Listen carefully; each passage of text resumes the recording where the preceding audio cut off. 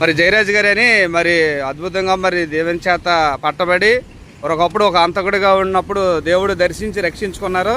మరి అప్పటి నుంచి ఆయన సాక్షిగా జీవిస్తూ మరి చక్కని పరిచర్య చేస్తూ ఉన్నారండి నిస్వార్థంగా. మరి ఒక యేసుప్రభు మాటలు చెప్పడమే కాదు కానీ మరి సువార్త ప్రకటించడమే కానీ యేసుప్రభు ప్రేమను వారి టీము మరి బ్రదర్ సాగర్ గారు, మరి జయరాజ్ గారు,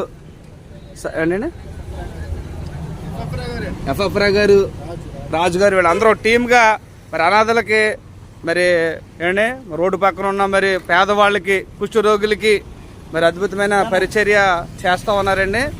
మరి చక్కని వాళ్ళకి ప్రతి నెల ఇలాగ వీధుల్లో తిరుగుతూ కారు వేసుకుని బండి వేసుకుని తిరుగుతూ పేదలకి ఇలాగ భోజనాలు ఏర్పాటు చేయడం, పళ్ళు ఇవ్వడం, కొద్దిగా ఆర్థికంగా మరి సాయం చేస్తాం, ఈ విధమైన చక్కని పరిచర్య చేస్తూ ఉన్నారు.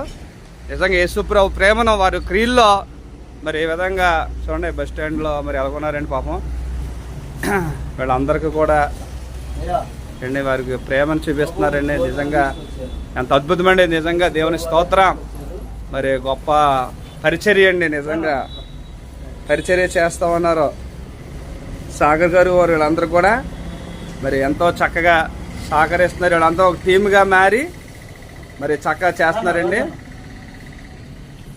దేవునికి స్తోత్రం అండి.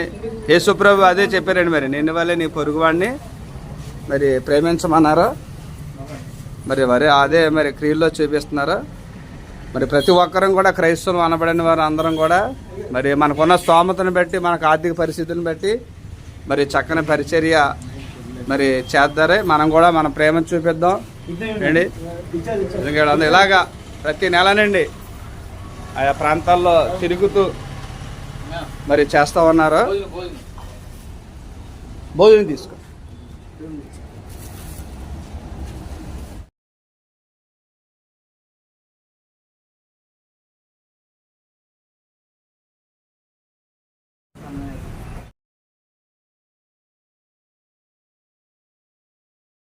దేవుడు చెప్పింది ఏంటంటే పేదవారికి సహాయం చేయమన్నాడు. మా దగ్గర ఇప్పుడు ప్రస్తుతానికి మీకు ధన సహాయం చేసే అంత స్తోమత లేదు, కానీ ఇస్తాడు. ఖచ్చితంగా ఏదో ఒక రోజుని చేయగలుగుతాం. అర్థమైందా?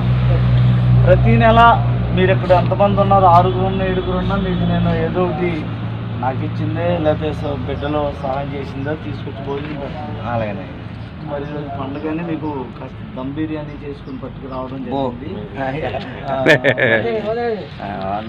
కాబట్టి ఇది దేవుని ప్రేమ. అమ్మ, యేసుప్రభు లోకంలో పేదవారిని ప్రేమించమన్నాడు.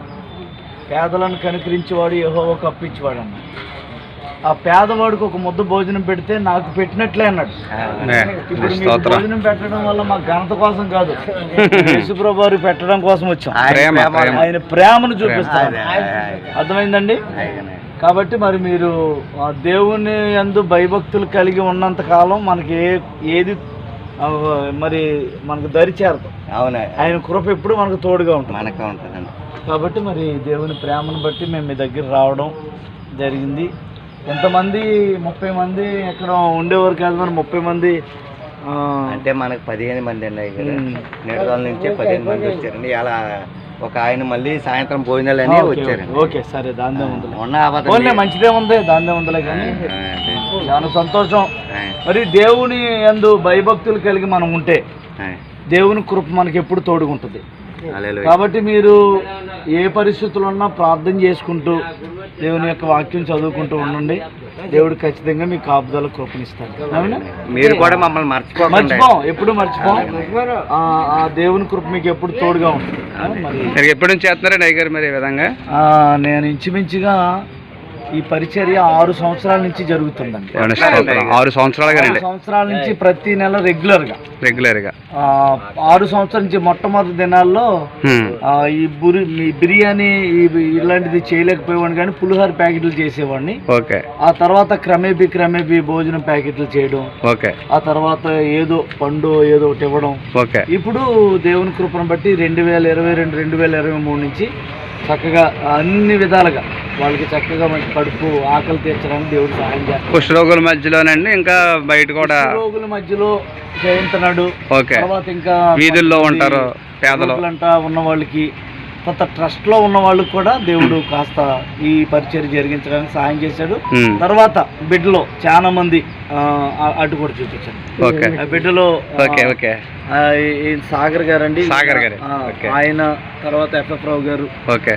మరి వీళ్ళు ఎంతో ఈ పరిచయ సహకారులుగా ఉన్నారు. మరి దైవజనులు కూడా మాతో ఉంటున్నారు. వారు కూడా మరి వందనాలు తెలియజేస్తున్నారు. మరి వీళ్ళందరికీ ఓకే. ఎక్కడ ప్రతి నెల అంటే నెలకు ఒక్కసారి మేము చేసేది.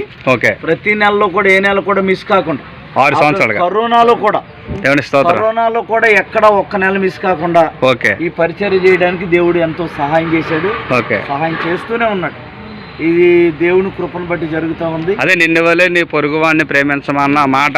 అవును, వారిని ప్రేమించమని యేసుప్రభు ఎట్లా చెప్పాడు. అదే అండి, పేదవాళ్ళని వాక్యమేనండి. వాక్యం ఏదైతే చెప్పబడిందో, ఓకే, పేదలను ఆదరించండి అన్నాడు. అవునండి. దీనిలను చేరదీయండి అన్నాడు. వస్త్రమైన వారికి వస్త్రం ఇవ్వడం, ఆహారం పెట్టమన్నాడు. నాకు చేసినట్టే అన్నాడు కదా ప్రభు, మీరు చేసినట్లే అన్నాడు. Okay okay. అందుకనే ఆ వాక్యం బట్టే మేము ఈ కార్యక్రమాలు చేయగలుగుతున్నాం. దేవుని ఆయన ప్రేమ, ఆయన ప్రేమ. మరి క్రిస్మస్ సందర్భాన్ని జ్ఞాపకం చేసుకుంటూ మరి ఈ రోజు వీళ్ళందరికీ ప్రత్యేకమైన ఫుడ్ ఏర్పాటు చేసి, అలాగే ఈ పండుతో ఓకేనండి పాటు ఓకే ఇది కమలా ఫలం, ఓకే, పెరిగిపేట, ఇవన్నీ దేవుడు ఏర్పాటు చేశాడు. ఈ రోజులకి దమ్ బిర్యానీ ఏర్పాటు చేశారు ప్రత్యేకంగా.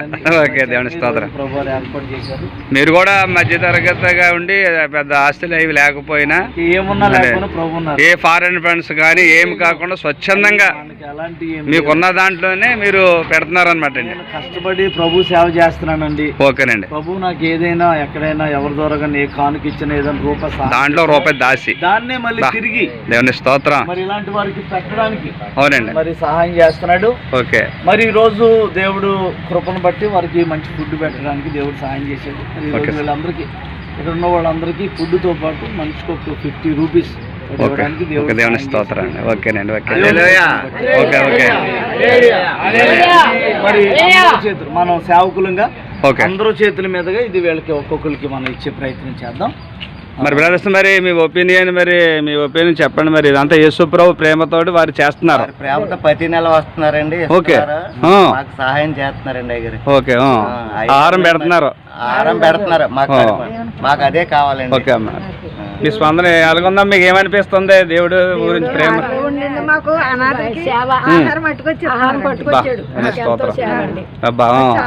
మిమ్మల్ని ఒక తల్లిగా భావించే వాళ్ళు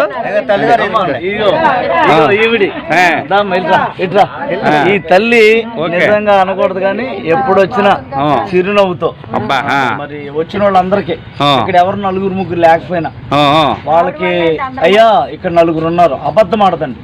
అది లేనాడు అబద్ధం ఆడలేదు. స్తోత్రం. 4 ఉంటే 4 అందే, 3 ఉంటే 3 అందే. అది మంచి నమ్మకంగా వాళ్ళందరికీ ఆవిడ ప్రోత్సాహకరంగా ఉన్నారు. ఆవిడ నిజంగా దేవుని స్తోత్రం. మీ పేరేం పేరమ్మా? నరసమ్మ గారు. వీళ్ళందరూ ఆయన ప్రేమ మీ ద్వారా వాళ్ళకు కూడా మీరు ఒక మధ్యవర్తిగా ఉండి చేస్తున్నారన్నమాట. చాలా సంతోషం అమ్మా. God bless you. అయితే మరి నా మాటలు కూడా ఒక మాట ఏంటంటే, మరి యేసుక్రీస్తు ఇదంతా దేవుడు లోకముని ఎంతో ప్రేమించాడు అన్నాడు. అంతే కదండి. అంటే మన అందరినీ ప్రేమించాడు. ఒక కులాన్ని ఒక మతాన్ని కాదమ్మ ప్రేమించింది, మన అందరినీ ప్రేమించాడు.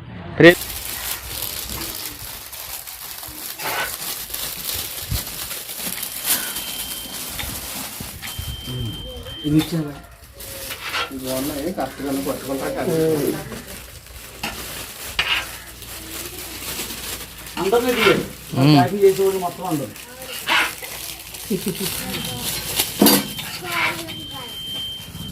ఏం లేదు నాన్న. ఇది ఎలా చూసిన వాళ్ళు ఏమవుతున్నారంటే, వాళ్ళు కూడా 3 సేవకులు ఇస్తున్నారు నన్ను. అలాగా నాకు ఫోన్ చేశారు.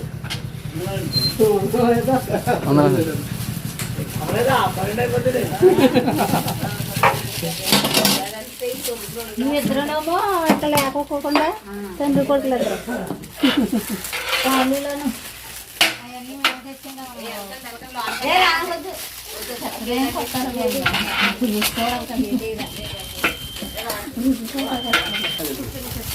తెలుబంద కుమారక